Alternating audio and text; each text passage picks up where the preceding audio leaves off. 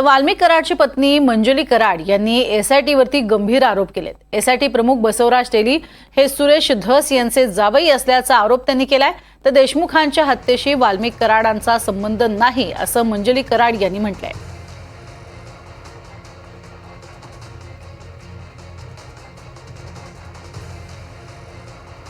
वाल्मिक कराडची पत्नी मंजुली कराड यांच्याशी आम्ही संवाद साधलाय, पाहूयात।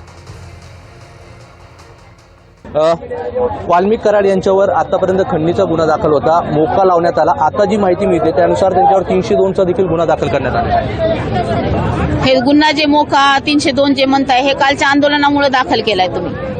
अगोदर माझा नवरा कुठल्याच गोष्टीमध्ये नव्हता। खंडणीमध्ये सुद्धा त्यांचं जे प्रोसिजर चालू होतं, जे काय गुन्हे त्यांच्यावर खंडणीचा आरोप होता त्याच्यामधून सुद्धा ते पूर्णपणे बाहेर पडलेलेच होते। त्याच्यामधून तो सुद्धा त्यांच्यावरचा आरोप खंडित झालेलाच होता। आणि तुम्ही जर त्याच्यामधून जर बाहेर पडताय म्हणून जर आज आंदोलन करून जर 302 मोका लावत असाल तर हे चुकीचं आहे।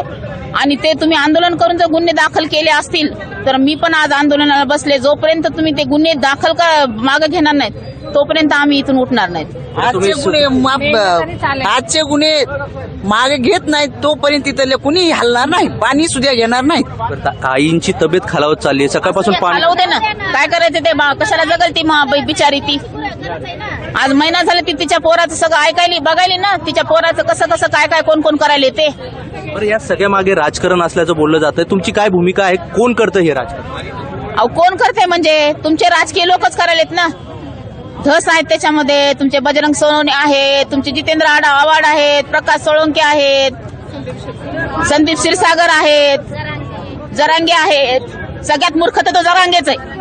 बरं, तुम्ही सकाळपासून आंदोलन करताय, तुमची काय मागणी असणार आहे आणि तुमची भूमिका काय? तुम्ही उठणार? मागणी एवढीच आहे, न्याय व्यवस्थेनं न्यायाच्या ह्यानं जसं प्रोसिजर चालू होतं तसं प्रोसिजर पुढे जाऊ दे।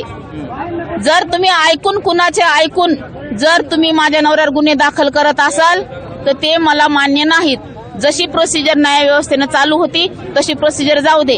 जर आज तुम्ही एसआयटीला बोलवलं, तुम्ही सीआयडीला बोलवलं, त्यांच्या जर ह्याच्यावर तुमचा विश्वास नाहीये, त्यांच्या तपासावर, त्यांच्या मुद्द्यांवर त्यांना त्याच्यावर तपास विश्वास नसल्यामुळे जर तुम्ही आंदोलन करून बिनबुडाचे आरोप करून जर गुन्हे दाखल करत असाल माझ्या नवऱ्यावर तर हे कसं मान्य होईल?